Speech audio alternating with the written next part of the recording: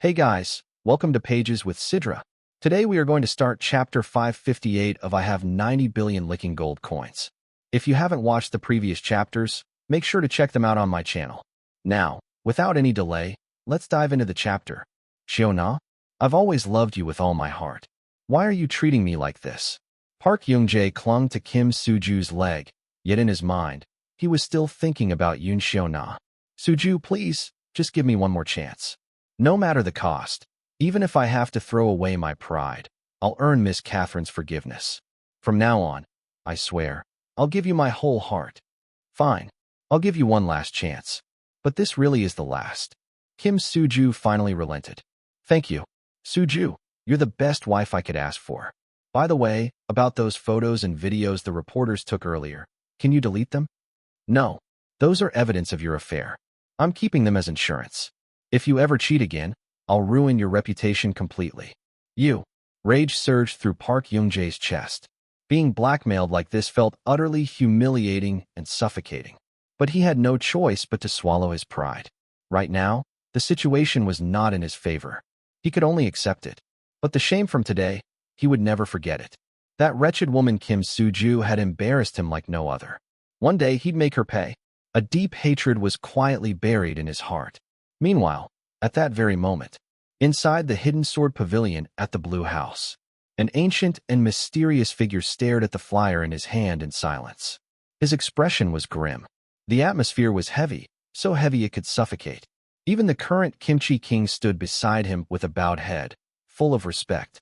Old Patriarch, based on our investigation, this Dongshin medicine master hails from Huaxia. He's a hidden martial legend who once wiped out 500 elite Skull Society soldiers on his own. Not long ago, he even destroyed 3 decommissioned warships out at sea. And his disciple, Chun Yuan, has been rising fast on the international stage. His business empire is expanding rapidly across the globe. There are even whispers that he's mastered cutting-edge AI technology. Now, every major power is watching him closely. And right now, Chun Yuan is here, in our country. If we can get him under control, perhaps. The Kimchi King paused mid-sentence, hesitant to finish his thought. I advise you not to entertain such reckless ideas, the silver-haired elder said, voice hoarse and serious. A 5th-tier powerhouse could end anyone's life in an instant. Neither Skull Society nor Huaxia are enemies we can afford to make. Why get involved in this mess?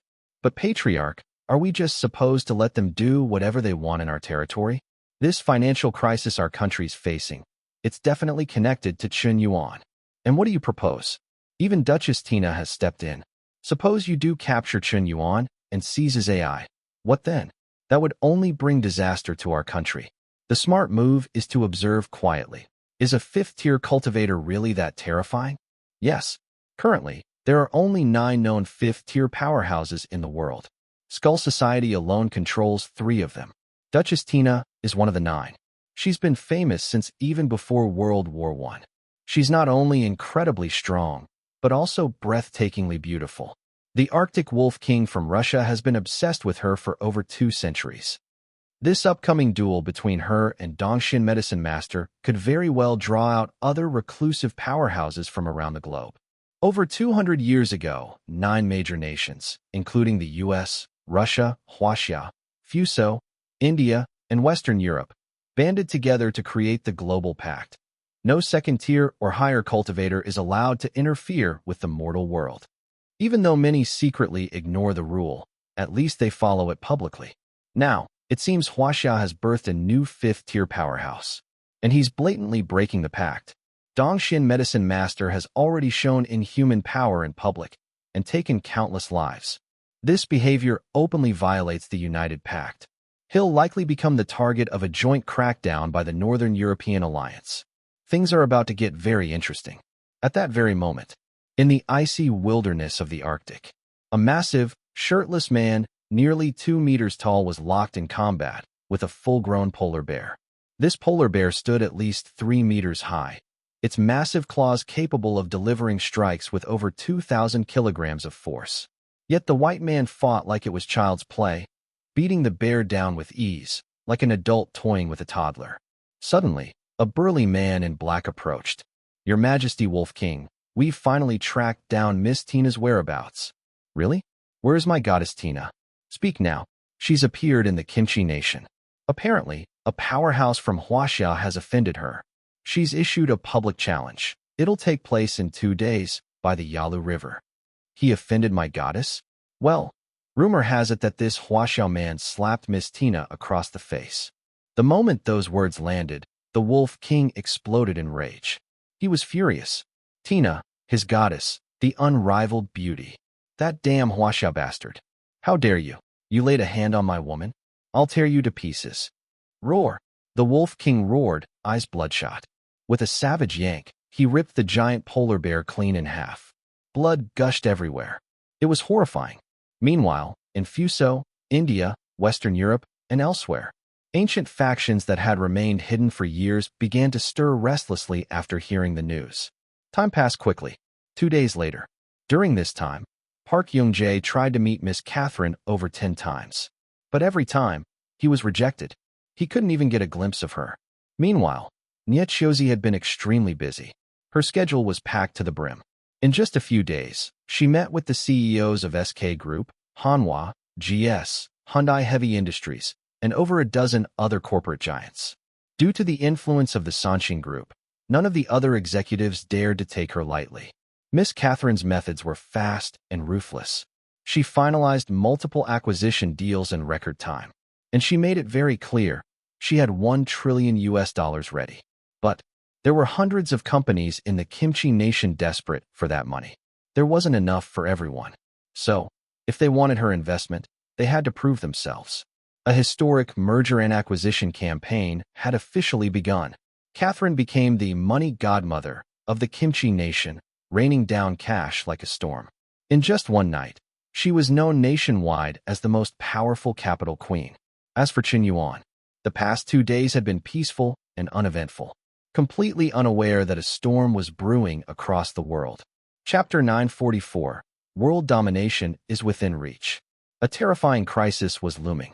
And yet, Qin Yuan was still busy playing a battle royale game. Suddenly, knock knock knock. Someone was knocking at the door. He opened it and found Yao Qingtan standing there. Qingtan, you're here. Yes, boss. I've been trying to contact my grandmaster these past 2 days, but I haven't been able to reach him at all. Are you really planning to fight him? The enemy is surely setting a trap. Worse, my grandmaster's been misled. He might even join forces with those villains to fight you. That's the last thing I want to see, but I have no way to stop it. Her tone was somber and full of concern. Qin Yuan smiled gently. Don't worry, Qingtan. Even for your sake, I would never hurt the medicine ancestor. This is just a misunderstanding. We can clear it up. She was stunned. Qin Yuan was always doing so much for her. There was no need for him to go this far. Boss, can I come with you this time? If I can see my grandmaster, maybe I'll be able to clear up the misunderstanding. Qin Yuan nodded. All right, we'll go together. Then, without hesitation, he took out a makeup kit and began putting on a disguise right in front of her. This simple act said everything. He no longer hid anything from her. She now knew all of his secrets. They were the closest of people. In under half an hour, the transformation was complete. Before her eyes, Qin Yuan changed from a handsome young man to an elderly master with immortal grace and profound aura. The transformation was astonishing. If she hadn't seen it with her own eyes, she would never have believed they were the same person. Dongxian Medicine Master. That familiar and powerful figure had returned once more. Yao Qingtan was left in awe. So boss really is the Dongxian Medicine Master? He looks so young, barely older than me. How could someone in their 20s be stronger than even my grandmaster? The moment his transformation ended, Qin Yuan's aura changed drastically as well. The old, deep gaze in his eyes suddenly radiated a commanding dominance. It was the look of a man who had stood at the top of the world. A true master, an existence that reigned through the ages. This kind of aura was impossible to imitate. Be boss. Yao Qingtan was still dazed.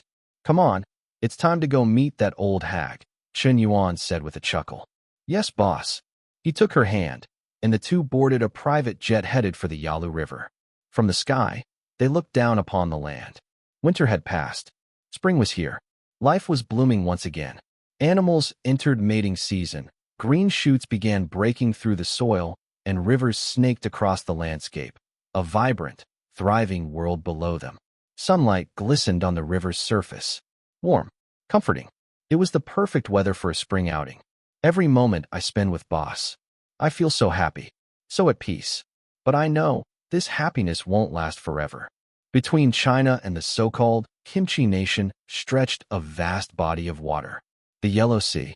It served as a natural boundary, separating ancient Goryeo, which had split into two nations in modern times.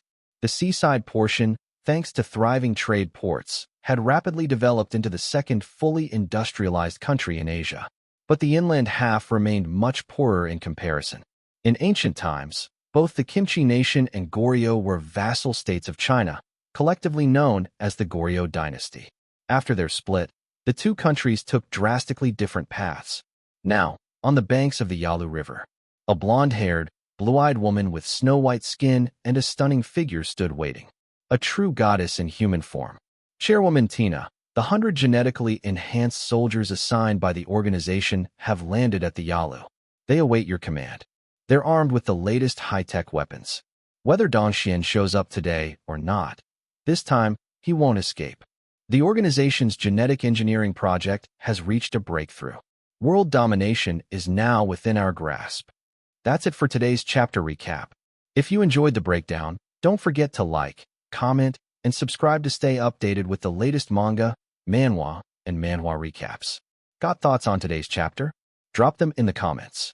I'd love to hear your take on the story. Also, if you know other fans who were reading this manhwa but stopped because it got axed, share this video with them. The more support we get, the more motivation we'll have to keep making these videos. See you in the next one. Until then, keep turning the pages.